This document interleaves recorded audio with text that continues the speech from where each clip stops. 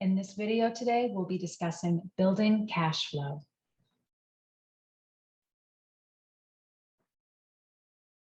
We'll talk about what is cash flow and why is it important?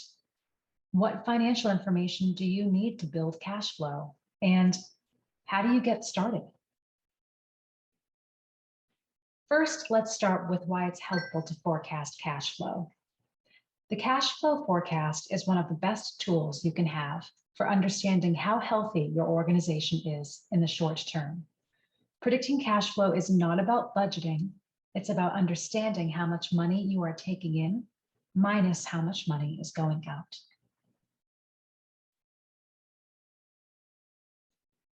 When you begin a cash flow forecast, you will start to learn how much you are making over time, if you will have enough cash to pay yourself and to pay your bills, and how much money you're really making. The challenge with cash flow is that you can have a lot of money that is owed to you, but if you don't have money on hand to pay the bills, then your business can find itself in financial trouble.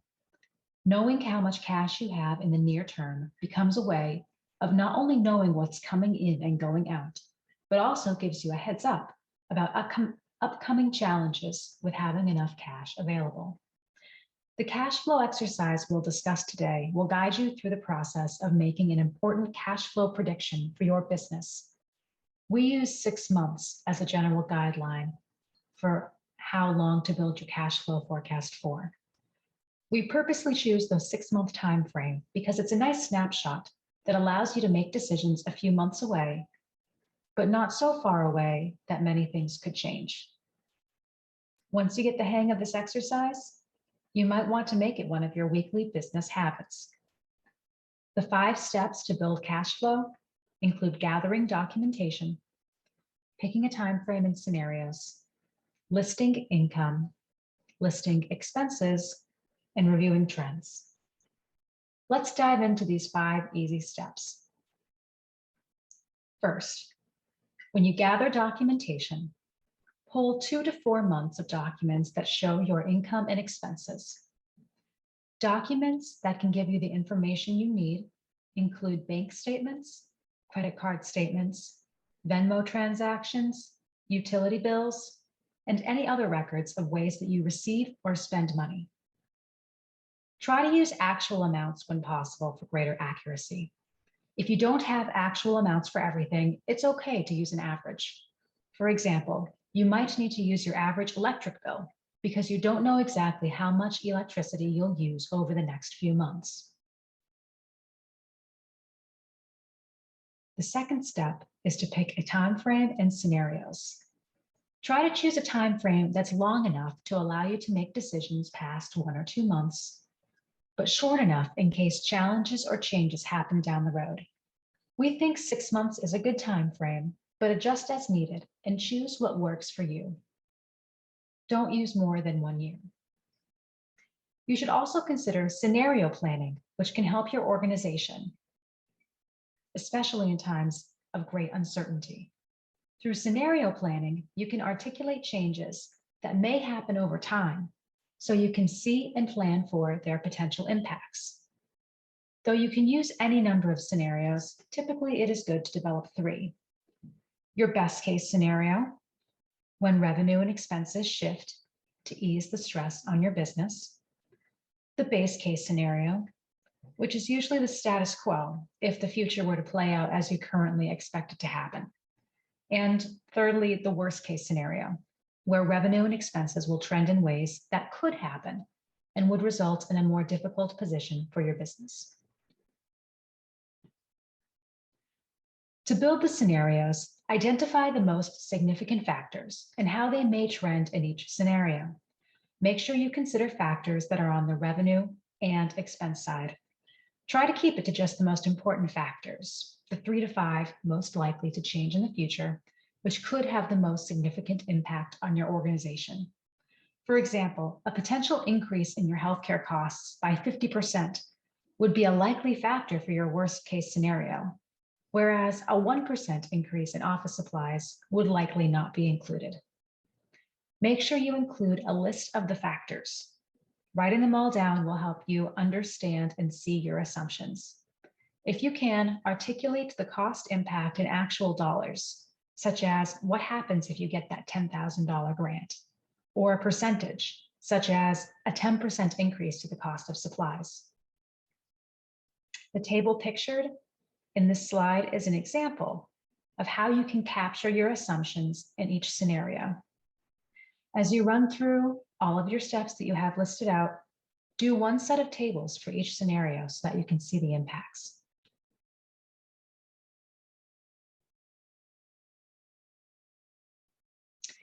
Your third step is to list income. Categorize the money that comes in each month. Be sure to always include an other category. So for instance, an example of your income categories could include subsidies, fees, grants, Paycheck Protection Program, and other. As you can see in this slide, this is an example of how you could set up a table with revenue categories in one column, each of your monthly revenue sources in their own separate columns, and then a total column. You add up all of those figures. Step 4, list expenses. Categorize money that goes out each month. Again, be sure to list an other category. Expense categories could include personnel, taxes, rent, utilities, vehicle expenses, phone, food and snacks, personal protective equipment, cleaning materials, loan payments, bank fees, and your other category for miscellaneous expenses that don't fit elsewhere. Again, you see on your screen here a table as an example of how you can list out your sources of expenses with all of your expenses, the names of each of your expenses in one column, other columns each representing 1 month, and then a total column at the end where you can add up all of your monthly expenses for each row, each expense.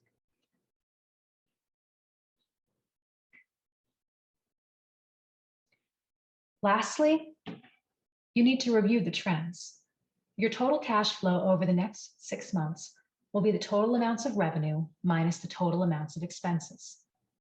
You can use these tables we were looking at to help you make those calculations.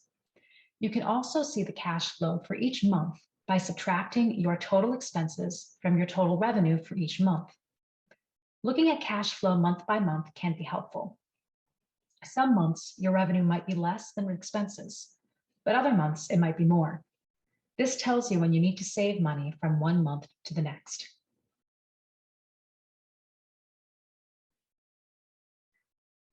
In this slide, you see an example of total revenue minus total expenses equals total cash flow, and this is depicted in a table format.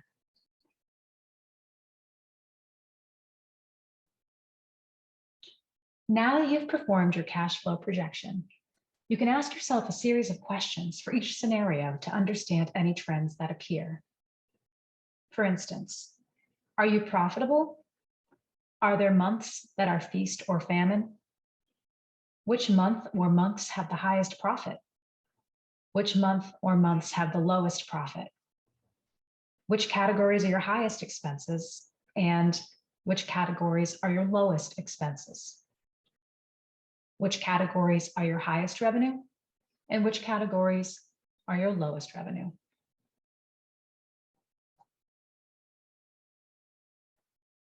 Now, if you've completed your analysis and you find that you need to cut some expenses in order to increase revenue, there are some ways to do this. First, you could increase enrollment. This can be the most cost-effective way to build revenue.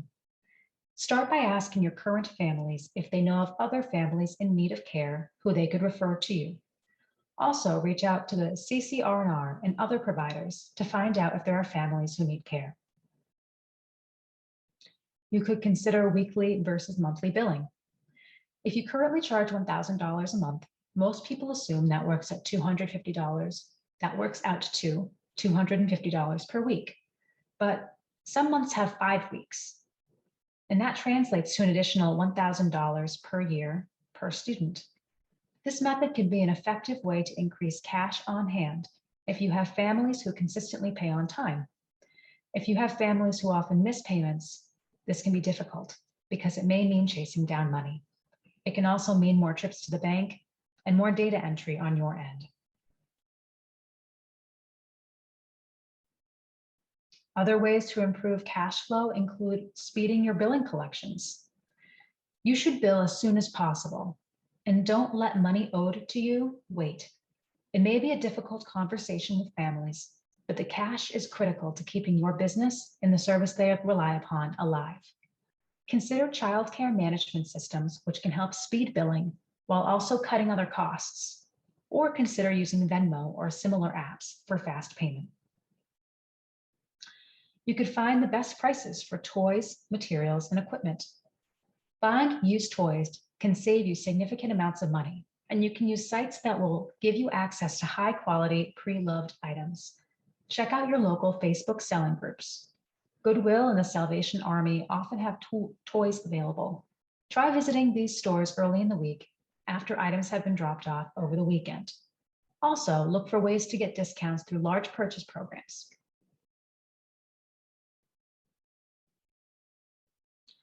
Look for recurring subscriptions that you can cut. Take a look at the different services and online memberships that you have. Often they accumulate over time, and we don't realize how many we actually have or the impact that they have on monthly cash flow. Determine which subscriptions you need and which you can live without. Look for grants and other opportunities from your local child care resource and referral agency. This is a great way to connect with resources, grants, and opportunities for additional funding. Your CCR&R will often offer one-on-one help and expertise if you have questions and concerns about your business. If you're looking to improve your cash flow, you can consider federal programs. A new stimulus package is still emerging.